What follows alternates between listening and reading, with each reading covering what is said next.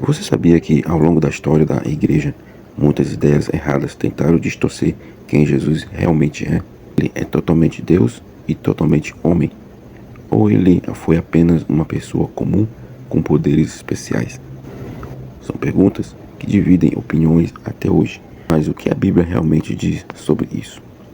Hoje vamos mergulhar em um tema profundo e especial para a nossa fé: a verdadeira natureza de Cristo, como entender que Ele é, ao mesmo tempo, Deus e homem. E por que isso é tão importante para a nossa vida cristã? Prepare-se para uma jornada que vai ajudar a afirmar os alicerces da sua crença e proteger você das distorções que circulam por aí.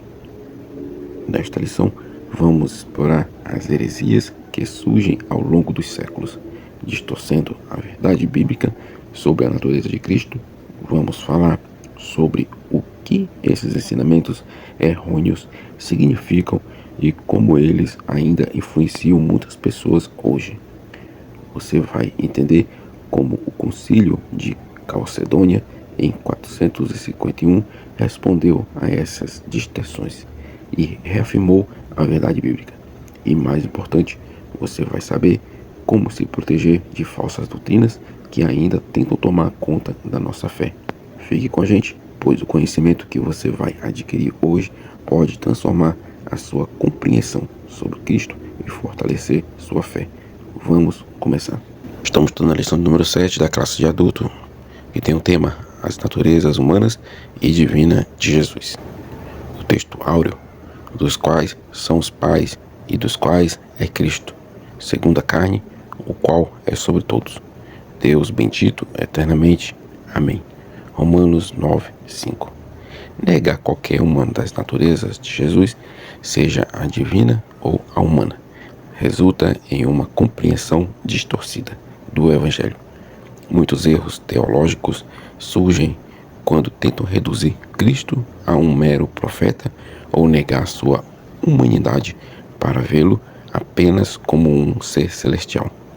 Precisamos ter cuidado para não cair em heresias que diminuem quem ele realmente é. Verdade prática: Jesus é o eterno e verdadeiro Deus e, ao mesmo tempo, o verdadeiro homem. Reconhecer que Jesus é verdadeiro Deus e verdadeiro homem fortalece nossa fé e confiança nele. Como Deus, ele tem poder para salvar e nos dar vida eterna. Como homem, ele compreende nossa fraqueza e nos socorre em nossas lutas. Diante disso, devemos nos render totalmente a ele, confiando em seu amor e graça para cada aspecto de nossa vida. A leitura bíblica em classe se encontra em Romanos capítulo 1, versículo 1 ao 4 e Filipenses 2, versículo 5 ao 11. A humanidade de Jesus não deve ser vista como uma limitação, nem sua divindade como algo distante de nós. Muitos tentam adaptar a figura de Cristo para se encaixar em ideologias humanas, negando sua soberania ou minimizando seu sacrifício. Devemos ter cuidado para não moldar Jesus conforme nossas próprias vontades, mas sim nos submetemos à verdade revelada nas Escrituras. Jesus se humilhou para nos salvar, assumindo a forma de servo e obedecendo até a morte. Isso nos ensina a ter um coração humilde e obediente, colocando a vontade de Deus acima dos nossos interesses pessoais. Devemos refletir diariamente: temos vivido com o mesmo sentimento de Cristo, buscando servir e glorificar a Deus em tudo? A lição tem 3 objetivos. O primeiro é apresentar o ensino bíblico da dupla natureza de Cristo. O segundo objetivo é mostrar as heresias contra esse ensino, nestorianismo e monofisismo. E o terceiro objetivo, identificar o perigo dessas heresias hoje. A introdução: uma vez estabelecida definitivamente a cristologia em Nicéia em 325 e a Trindade em Constantinopla 381, surgem novas especulações teológicas em torno das naturezas de Cristo, humana e divina. Essas controvérsias deram origem ao Concílio de Calcedônia em 451, hoje um bairro de Istambul, na Turquia. A presente lição é sobre o nestorianismo e monofisismo, dois pensamentos considerados heréticos do Concílio de Calcedônia. A palavra-chave: natureza. Tópico 1. O ensino bíblico da dupla natureza de Jesus. 1. Descendência de Davi, segundo a carne. Romanos 1:3. O apóstolo está se referindo aos ancestrais de Jesus. Ele veio de uma família humana, de carne e ossos, que vivia entre o povo de Israel. A sua linhagem está registrada na introdução do Evangelho de Mateus e no capítulo 3 de Lucas. Jesus foi concebido no ventre de Maria, uma virgem de Israel, pelo Espírito Santo. Aí está ele, humano divino, as duas naturezas do Senhor. João capítulo 1, versículo 14. E o Verbo se fez carne e habitou entre nós. E vimos a sua glória, como a glória do unigênito do Pai, cheio de graça e de verdade. Jesus, sendo Deus, se tornou plenamente humano para habitar em nós. Em Colossenses capítulo 2, versículo 9, porque nele habita corporalmente toda a plenitude da divindade. Em Jesus, a plenitude de Deus se manifesta em forma humana. Uma advertência desse subtópico: negar qualquer uma das naturezas de Jesus, seja sua humanidade ou sua divindade, compromete a fé cristã. Ensinos errôneos, como os do passado, ainda hoje tentam distorcer a verdade sobre Cristo, levando muitos ao engano. Precisamos estar atentos para não aceitar doutrinas que diminuem a plenitude de quem Ele é. Uma aplicação pessoal: Jesus, sendo Deus, se fez homem para nos salvar e entender nossas dores. Isso nos traz consolo e segurança, pois Ele conhece nossas lutas e pode nos fortalecer. Diante disso, devemos confiar plenamente nele, sabendo que temos um Salvador que é, ao mesmo tempo, poderoso e próximo de nós. Subtópico 2. Declarado Filho de Deus em poder. Versículo 4. Essa expressão indica a divindade de Jesus e isso é reforçado logo em seguida pelas palavras Jesus Cristo, nosso Senhor. Mais adiante, Paulo, ao descrever os privilégios que Deus concedeu a Israel, como a adoção de filhos, e a glória, e ao conserto, e a lei, e o culto, e as promessas, o apóstolo conclui: dos quais são os pais, e dos quais é Cristo, segundo a carne, o qual é sobre todos, Deus bendito eternamente. Amém. O Senhor Jesus é um judeu, descendente de Israel, e ao mesmo tempo é o Deus bendito eternamente. João capítulo 10, versículo 31. Eu e o Pai somos um. Jesus afirma sua unidade com Deus, confirmando sua divindade. João capítulo 20, versículo 28. Tomé respondeu e disse: Senhor meu e Deus meu. Mesmo incrédulos reconhecem que Jesus é Deus. Tito capítulo 2, versículo 13. Aguardando a bem-aventurada esperança e o aparecimento da glória do grande Deus e nosso Salvador Jesus Cristo. Jesus não é apenas Salvador, mas também um grande Deus. Uma advertência desse subtópico: negar a divindade de Cristo é comprometer a base da fé cristã. Muitas doutrinas falsas tentam reduzir Jesus a apenas um mestre ou profeta. Mas a Bíblia revela claramente que ele é Deus. Precisamos estar atentos para não sermos influenciados por ensinos que distorcem esta verdade fundamental. Devemos aplicar em nossa vida, saber que Jesus é Deus, fortalecer nossa fé e confiança nele. Se ele tem todo o poder e governa sobre tudo, podemos entregar nossas vidas completamente em suas mãos, sabendo que ele cuida de nós e cumpre suas promessas. Que essa verdade nos leve a adorá-lo com reverência e gratidão. Subtópico 3. O antigo hino cristológico, Filipenses 2, versículos 5 e 6. O texto está dizendo que, embora Jesus, sendo Deus, não usou as prerrogativas da divindade durante seu ministério terreno, e mesmo que fizesse uso delas, não consideraria isso uma usurpação. O apóstolo está se referindo ao status de Cristo antes da encarnação, em João 1, versículo 1 e versículo 14. mas enfatiza o aspecto humano, versículos 7 e 8. O apóstolo está sendo muito claro no ensino das naturezas humanas e divinas em uma só pessoa. Essa passagem é parte de um provável hino que os primeiros cristãos cantavam nos cultos e o apóstolo Paulo a inseriu nessa epístola aos Filipenses. O termo grego morphe, forma, usado pelo apóstolo Paulo, sendo em forma de Deus, versículo 6, indica essência imutável. Portanto, ele jamais deixou de ser Deus. Em João capítulo 1, versículo 1, no princípio era o verbo, e o verbo estava com Deus. E o verbo era Deus. Jesus é Deus desde a eternidade, antes de sua encarnação. João capítulo 1, versículo 14, e o verbo se fez carne e habitou entre nós, e vimos a sua glória, com a glória do unigênito do Pai, cheio de graça e de verdade. A divindade de Jesus se manifestou em sua humanidade, sem perder sua essência divina.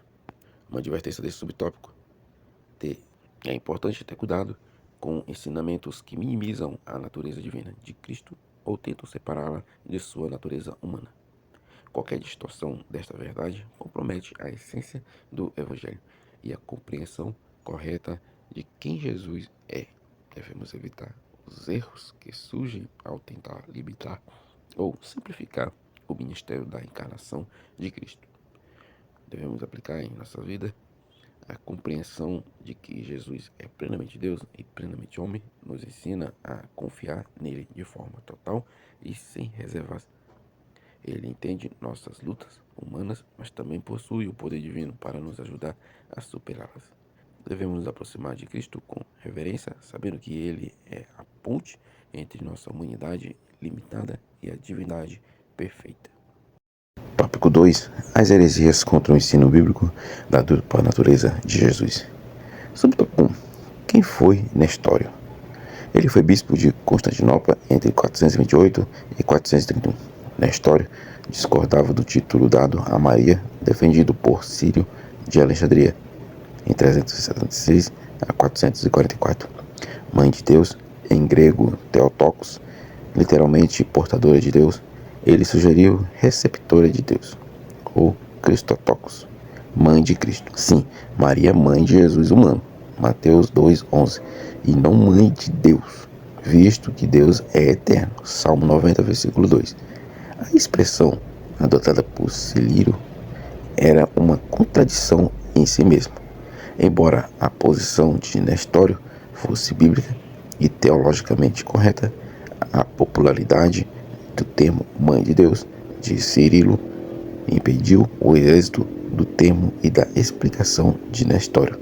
A preocupação dele era menos com a mariolatria e a mais com as ideias do arianismo. Mateus 2,14. José, levantando-se, tomou de noite o menino e sua mãe e retirou-se para o Egito. A ênfase está no papel de Maria como mãe de Jesus, confirmando a humanidade de Cristo. Salmo 93:2. O teu trono está firme desde então, tu és desde a eternidade. Deus é eterno e, como tal, não pode ser limitado pelo tempo ou pelo nascimento humano. Uma advertência: é importante que tenhamos cuidado com o uso de títulos e expressões que, embora possam parecer inofensivas, podem distorcer o entendimento correto sobre a natureza de Cristo. A expressão Mãe de Deus pode ser vista como um equívoco teológico, pois limita a divindade de Cristo e não reconhece a eternidade de Deus. Devemos sempre buscar nos basear nas Escrituras e não em tradições ou ideias populares que possam enfraquecer a plena compreensão da dualidade de Cristo, tanto plenamente Deus quanto plenamente homem. Uma aplicação pessoal: devemos rever constantemente nossa compreensão sobre quem é Jesus. Ele não é apenas um homem histórico, mas o Filho de Deus eterno que se fez carne para nos salvar. Isso deve nos levar a uma maior reverência em nossa relação com Ele, reconhecendo não apenas o seu aspecto humano, mas também a sua divindade soberana quando oramos, adoramos e vivamos nossa fé. É essencial lembrar que estamos diante daquele que é, simultaneamente, Deus e homem. E isso nos chama à humildade e ao respeito profundo por sua obra redentora. Subtópico 2. Nestorianismo. Nestório defendia a formulação dos pais nicenos, a divindade de Cristo e a humanidade definida no credo niceno-constantinopolitano em 331. Segundo o pensamento nestoriano, as duas naturezas de Cristo, a humana e a divina, eram duas pessoas. Essa foi a acusação contra ele. A ilustração nestoriana era a comparação de marido e mulher. Seriam uma só carne. Gênesis 2:4. Essa alegada afirmação nestoriana foi considerada heresia pelo Concílio de Éfeso em 431. Ele foi condenado por esse concílio, que o declarou herege, e o imperador o exilou. João 1, versículo 14. E o Verbo se fez carne e habitou entre nós, cheio de graça e de verdade, e vimos a sua glória, a glória como a do unigênito do Pai. Este versículo reafirma a plena divindade e humanidade de Cristo, indicando que o Verbo eterno de Deus se fez carne e habitou entre nós, unindo as duas naturezas em uma única pessoa. Filipenses 2:6-7, que sendo em forma de Deus, não teve por usurpação ser igual a Deus, mas esvaziou-se a si mesmo, tornando a forma de servo, fazendo-se semelhante aos homens. A natureza divina de Cristo permanece, mas ele se fez humano, humildemente, assumindo a forma de servo, sem que sua divindade fosse anulada. Uma advertência desse subtópico: o nestorianismo, ao tentar separar as naturezas de Cristo em duas pessoas distintas, cria uma visão distorcida de quem Jesus realmente é. Essa separação da natureza de Cristo compromete a verdade fundamental do cristianismo, que é a união das duas naturezas, divina e humana, em uma única pessoa. Tal erro pode enfraquecer nossa compreensão sobre o papel de Cristo na salvação e como ele é o único mediador entre Deus e o homem. Portanto, devemos tomar cuidado com qualquer ensino que divida a totalidade de Cristo, pois isso pode afetar nossa fé e a nossa adoração verdadeira a Ele. Uma aplicação pessoal: ao refletirmos sobre a unidade das duas naturezas de Cristo, podemos fortalecer nossa confiança em sua capacidade de nos compreender profundamente, pois Ele é o total Deus e total humano. E isso significa que Ele não apenas tem poder para salvar, mas também entende nossas lutas, dificuldades e limitações. Ao saber que Jesus, sendo divino, veio para ser de nós e morrer por nós, nossa fé e esperança se tornam mais firmes. Portanto, ao enfrentar nossas próprias dificuldades, podemos confiar plenamente em Cristo, sabendo que Ele pode nos ajudar em todas as situações, pois Ele viveu as mesmas experiências humanas que nós, mas sem pecado. Subtópico 3. Monofisismo. O termo vem de duas palavras gregas: monos, único, e physis, natureza. Seu principal expoente foi Éutico, também conhecido como Eutike. Essa doutrina afirma que as duas naturezas de Cristo são fundidas em uma só natureza. Amalgamada, o sentido de amalgamar, não de unir. Não se trata de união, mas mistura, fusão. Assim, seria uma só natureza híbrida, nem totalmente Deus e nem totalmente humano. Essa doutrina foi condenada no Concílio de Calcedônia em 451. Ponto A. Ilustração. O bronze é uma liga de cobre e estânio, de modo que nem é cobre e nem estânio, mas outro metal, quando a cor verde é misturada das cores azul e amarela, assim como o bronze não é cobre e nem estânio, e o verde não é azul e nem amarelo. Da mesma forma, de acordo com Éutico, as naturezas de Cristo não são divinas nem humanas. O ponto B. Resposta bíblica. Segundo a Bíblia, o Senhor Jesus é perfeito quanto à divindade e perfeito quanto à humanidade. Romanos 9, versículo 5. Dos quais são os pais e dos quais é Cristo, segundo a carne, o qual é sobre todos. Deus, bendito eternamente. Amém. Este versículo afirma que Jesus é tanto o descendente humano de Israel quanto o Deus eterno, confirmando sua divindade e humanidade plena. Em Filipenses 2, versículos 5 ao 7, de sorte que haja em vós o mesmo sentimento que houve também em Cristo Jesus, que sendo em forma de Deus, não teve por usurpação ser igual a Deus, mas aniquilou-se a si mesmo, tornando a forma de servo, fazendo-se semelhante aos homens. Aqui vemos a humilhação de Cristo, que sendo Deus escolheu tomar a forma humana sem perder sua essência divina. Uma advertência desse subtópico. O monofisismo, ao afirmar que as duas naturezas de Cristo foram fundidas em uma única natureza híbrida, distorce a verdade e doutrina bíblica de que Jesus, como plenamente Deus e plenamente homem, esse erro não só compromete a compreensão correta da obra redentora de Cristo, mas também coloca em risco a nossa fé. Pois um Cristo que não é verdadeiramente Deus e verdadeiramente homem não poderia oferecer a salvação completa que a humanidade necessita. Uma aplicação pessoal, devemos sempre buscar conhecer e entender corretamente quem Jesus é, conforme é revelado nas Escrituras. A doutrina da dupla natureza de Cristo nos ensina a maravilha do sacrifício de Jesus, que sendo Deus, se fez homem para nos salvar. Isso nos motiva a adorá-lo de forma mais profunda e a viver com gratidão, sabendo que temos um Salvador perfeito, tanto divino quanto humano, capaz de entender nossas fraquezas e oferecer a salvação plena. Subtópico 4. O Concílio de Calcedônia. Essa formulação teológica fala das duas naturezas de Cristo em uma só pessoa. As propriedades de cada natureza permanecem intactas, concorrendo para formar uma só pessoa e substância, não dividindo ou separando em duas pessoas, mas um só e mesmo Filho unigênito, Deus Verbo, Jesus Cristo Senhor. A encarnação do Verbo não é uma convenção ou transmutação de Deus, é homem e nem de homem em Deus. A distinção é precisa entre natureza e pessoa. Diz o documento, a união dessas duas naturezas é permanente, como resultado da encarnação. O documento é uma interpretação precisa das Escrituras. Isaías 9:5, porque um menino nos nasceu, um filho se nos deu, e o governo está sobre os seus ombros. E o seu nome será maravilhoso, conselheiro, Deus forte, Pai da eternidade, príncipe da paz. Este versículo enfatiza a natureza divina de Cristo, referindo-se a ele como Deus forte e Pai da eternidade, ao mesmo tempo em que é apresentado como humano, nascido como um menino. João 10, versículo 30 ao 37, eu e o Pai somos um.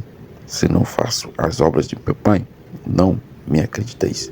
Jesus declara sua humanidade como Pai, mostrando a plenitude de sua divindade, ao mesmo tempo em que em sua humanidade realiza as obras de Deus.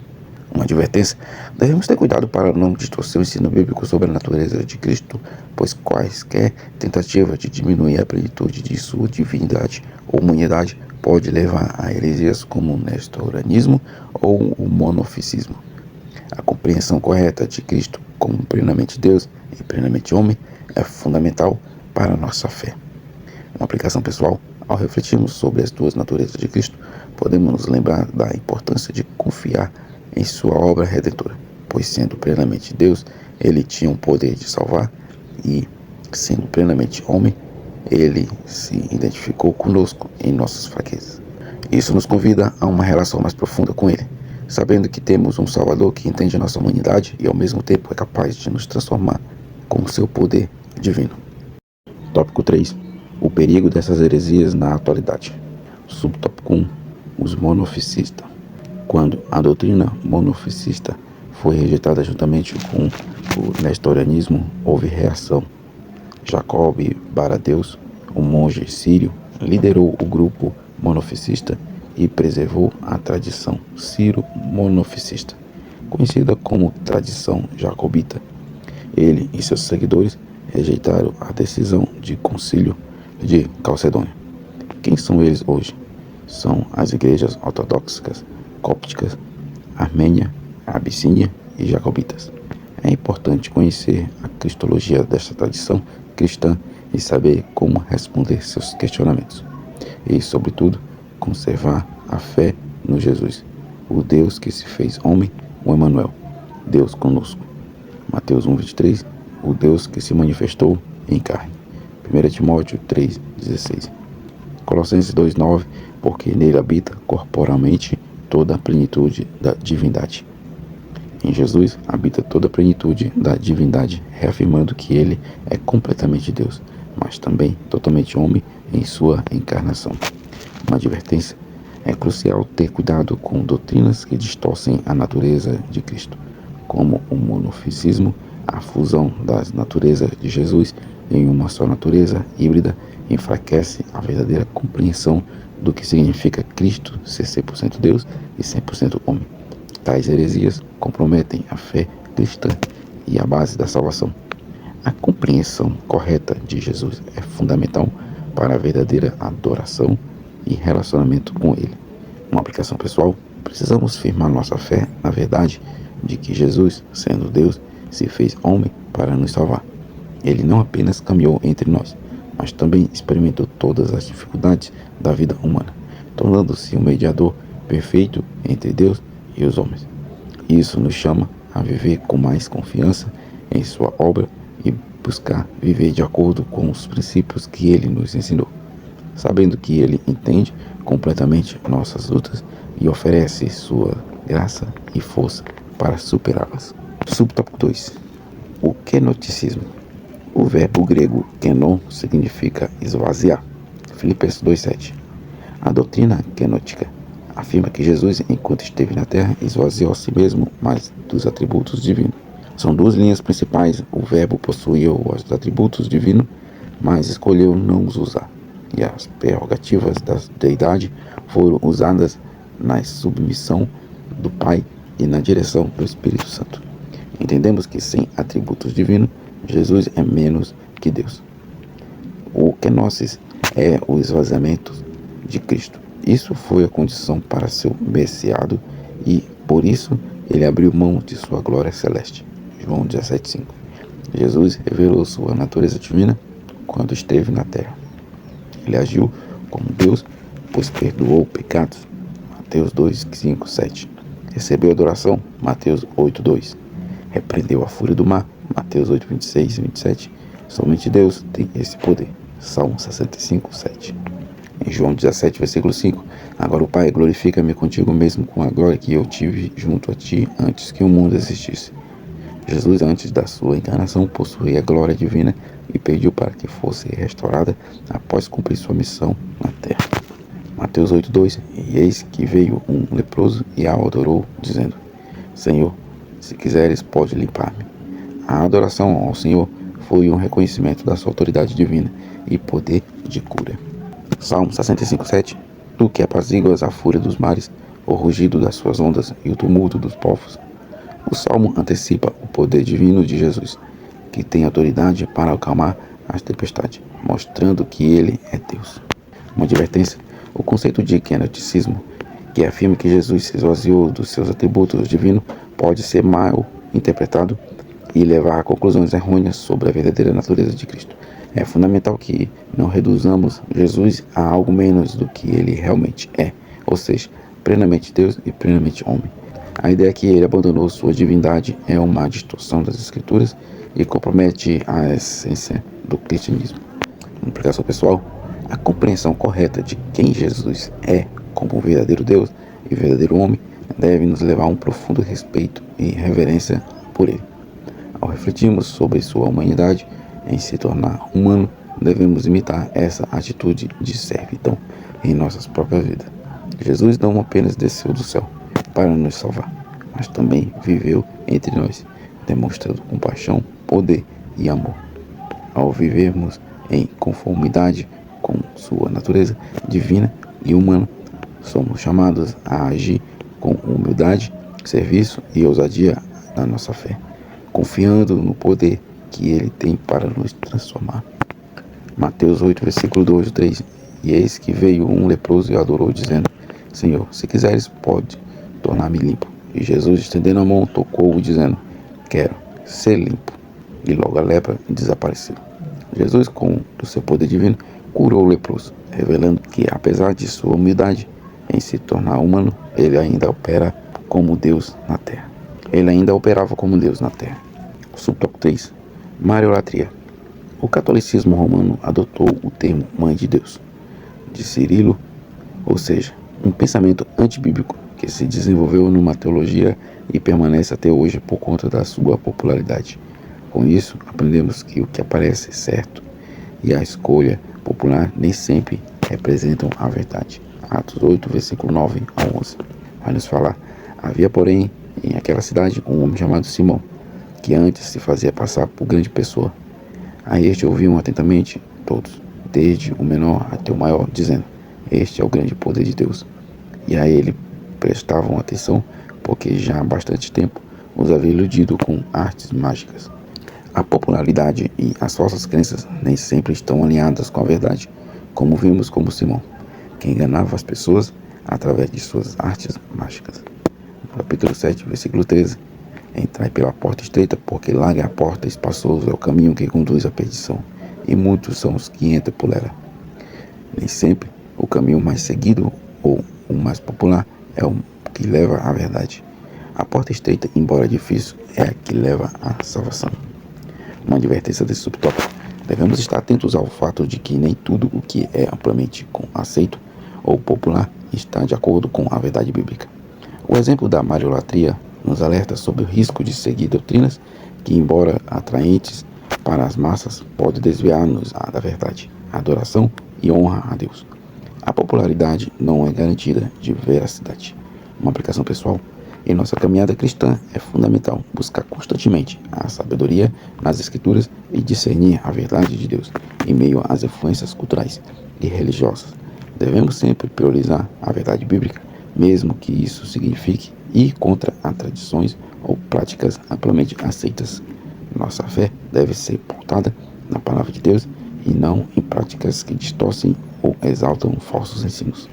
Conclusão: o Concílio de Calcedônia, em 451, reafirma os dois concílios anteriores, o de Nicéia, em 325, e o de Constantinopla, em 331, ratificando os credos produzidos por esses conclaves gerais e estabeleceu definitivamente as duas naturezas de Cristo. A melhor maneira de se proteger dessas e de outras heresias é conhecer bem o que acreditamos, os ensinos oficiais de nossa igreja e seus respectivos fundamentais bíblicos. Isso serve como nosso referencial quando nos deparamos com doutrinas inadequadas. Agora que exploramos as heresias cristológicas e entendemos a verdadeira natureza de Cristo, é essencial que levemos esse conhecimento a sério. O que aprendemos aqui não é apenas teoria ou história antiga. Isso afeta diretamente a nossa vida de fé. Você sabia que a maneira como entendemos quem Jesus é determina tudo o que acreditamos sobre a salvação, o perdão dos pecados e a esperança da vida eterna? Jesus não é apenas um bom mestre ou um profeta. Ele é Deus encarnado, o Salvador do mundo. E a maneira como vemos essa verdade deve influenciar nossas ações, decisões e até mesmo a forma como nos relacionamos com Ele. Hoje você aprendeu não só sobre os erros do passado, mas também sobre a importância de conhecer a verdade que a Bíblia nos ensina. Agora, a grande pergunta é: você tem se aprofundado nesse conhecimento? Tem se firmado na fé que Cristo é totalmente Deus e totalmente homem, como nos ensina as Escrituras? Que tal a partir de hoje estudar mais sobre Cristo? Pesquise as Escrituras, busque entender os fundamentos da sua fé e esteja preparado para defender a verdade diante das dúvidas e heresias que surgem. O que você acredita sobre Jesus é o que molda a sua vida. É por isso que é tão importante estudar, se aprofundar e proteger a nossa fé contra falsas doutrinas. A verdade sobre quem Cristo é não é apenas conhecimento, é vida. Se você gostou dessa lição, se inscreva no canal e ative as notificações para não perder o próximo conteúdo. Juntos vamos continuar a crescer na verdade e na sabedoria que vem da palavra de Deus. Que a sua fé seja firmada em Cristo, o único e verdadeiro Filho de Deus. E até a próxima aula.